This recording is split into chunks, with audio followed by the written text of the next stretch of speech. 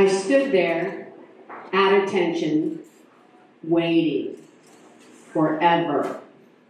The captain, my commanding officer, was writing. What is this about? Is this about my drinking? Am I going to lose my security clearance? What did I do? Did I sleep with a spy in a blackout? And they found out? Shit. He put down his pen, clasped his hands, pursed his lips, tapped his index fingers against his lips, and finally he said, "Your mother called." I was mortified. My mother called my commanding officer. My mother, who would sit in her chair and have me dial a number for her so she didn't have to get up, had found a way to contact my commanding officer. My mother, who I wouldn't call and I hadn't written since I got to London. The captain's voice broke in. "Your father is ill. We don't know if he's going to make it." She used that? Oh my God, my dad had been on the brink of death for the last 13 years. Mom just wants me to come home. The captain went on. "Here are your approved emergency leave papers. Your flight is booked. Go pack. You leave tomorrow to be with your family." They weren't my biological parents. My biological mother, Betty June, wanted to let her brother and his wife raise me. That way, Betty June could still be a part of my life. Mom and Dad, my adopted parents, spent money they didn't have to legally adopt me to ensure I knew who my real parents were. But Mom lived in constant fear Betty June would take me and tell me that she was my real mother. This just inflamed my mom's overprotective and controlling nature. Betty June's husband, Leroy, was a carny with a violent nature who liked to rob.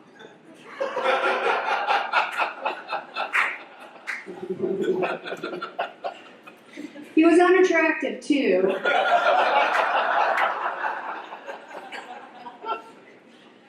I found out the day before I took my oath to enlist that Betty June was my biological mother and Leroy was my biological father. I would look at pictures of him and think, how could he be a part of me? Years later at Betty June's funeral, my aunts rushed to tell me that Leroy was not my real father. I was so relieved. Then they happily let me know that my real father was Bubba.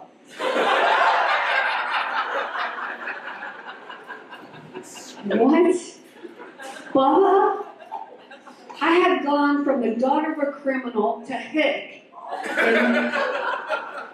in one swift word. Bubba. In the end, Betty June had 9 children. She kept them all, except me. She drugged them all through her alcoholism, nervous breakdowns, and 4 increasingly abusive marriages. Even when I knew all that, and knew I was safe from molestation, violence, and missed meals, there was a very unreasonable and semi-unconscious feeling that if my biological mom didn't want me, there must be something wrong with me. I must be unwantable. My upbringing was way more stable, but it still included alcoholism, poverty, and unending church. At 12, I decided my family was crazy, and I needed to see the world and find out what was really going on. By the time I was 17, I still didn't have a whole lot of options, so I went to the Navy recruiter's office. I walked up to the door, and then I kept on going down the hall until I found a bathroom to duck into. I paced around in there, coaching and pleading and pushing myself to just open the recruiter's door and walk in. If you just do that, everything else will happen. Took an hour of flybys to finally walk in the door. And now at 24, my commanding officer was sending me back to everything I wanted to leave behind in Evansville, by God, Indiana. I left my CO's office, and it was pretty much straight across the ocean and into the hospital to sit with Dad. From the moment Dad laid eyes on me, he started getting better. This was not miraculous to me. This happened so many times, especially after I joined the Navy.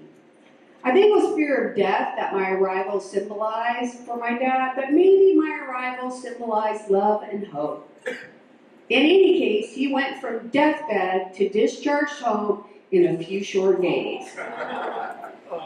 Even spending time with Dad every day and helping Mom, I still had a lot of free time on my hands. Mom wanted me to take a hardship transfer discharge out of the Navy and stay home and help the family.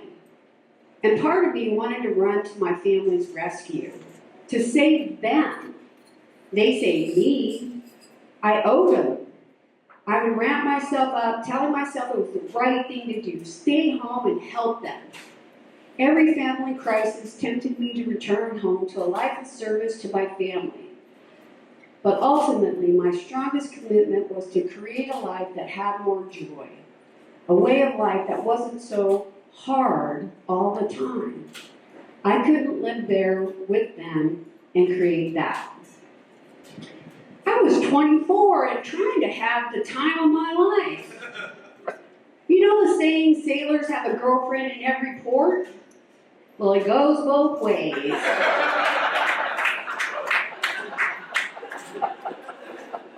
There was Marty in the Azores, Stace in Evansville, and Sloan was in Moorhead, Kentucky. I was Polly when female Pollys were called sluts.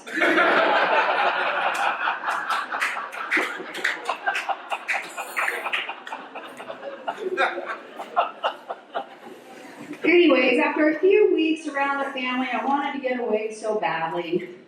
I returned to my command, and at the end of emergency leave, found myself anchored to uncertainty by an unplanned pregnancy. That's not what I wanted. I wasn't ready. But the upbringing I was entrenched in said I had to do the right thing. And that version of the right thing was to give up my life and dedicate it to taking care of a baby. Not having the baby was a mortal sin, and I would surely go to hell. I intended to have children, but not like this.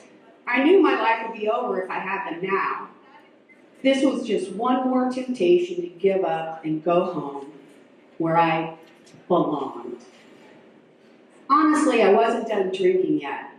My rate in the Navy was cryptologist, but long before that, I was a decoder, constantly monitoring my surroundings, looks on people's faces, and the tones in their voices to determine when danger was afoot. Drinking took the edge off so I could relax and have some fun. I hadn't been at my command long, and I didn't have a lot of support. I already knew when I went to medical that I was pregnant, but I needed to know for sure. The results of their test confirmed it. I knew if I told Mom, I would never be able to terminate the pregnancy. So I told Mom I was pregnant, so I couldn't back out.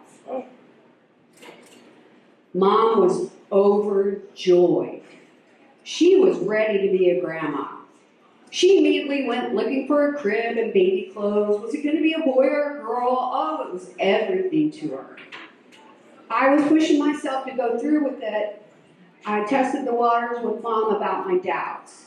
She again suggested I leave the Navy and volunteered to have me move home with the baby. Or I could just give her the baby. And she would take care of it until I got out of the Navy. saw that. I thought of having the baby adopted, but I thought once I held her in my arms, I wouldn't be able to let her go. Thankfully, my best girlfriend finally had a talk with me, and I knew I didn't want to go through with the pregnancy. So then, I was really fucked. I knew Mom would disown me if I told her the truth, so I lied. I told Mom I was having problems with the pregnancy. I strung her along until I had the abortion, and then I told her I'd lost the baby. Where I had been a dress-up, go-out and have fun kind of girl, after the abortion, my drinking changed. Then I was drinking by myself in my flat and drunk dialing people in the States in blackouts. I had to take out a loan to pay off my 1,700-pound phone bill before I could transfer. To this day, I don't know who knows what.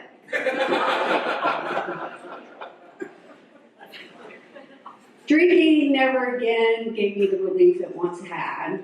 I crossed some invisible line with my drinking, but I had already crossed many lines in life I never thought I would.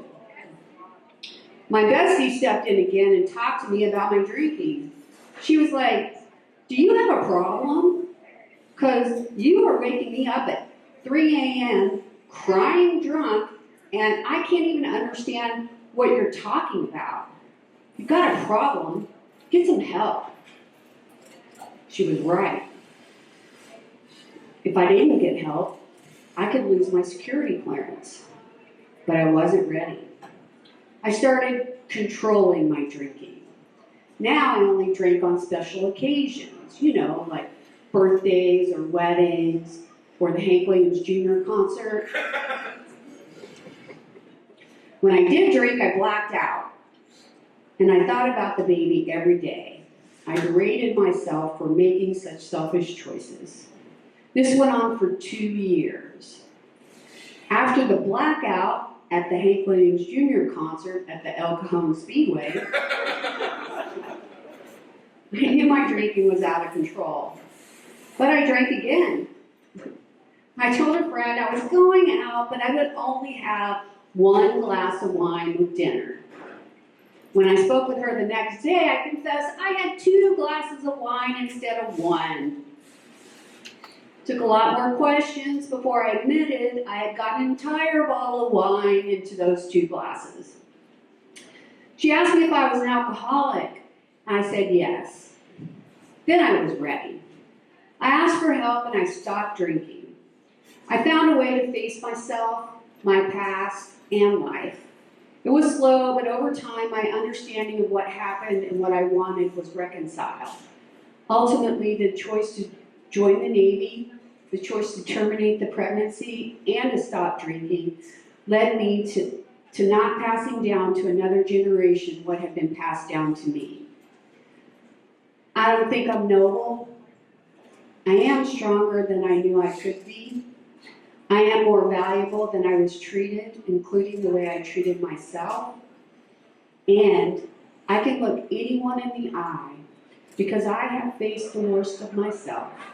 And I found compassion for the young woman I was, who didn't have much going for herself, except a fierce determination to live a different life than the one that was passed down to me.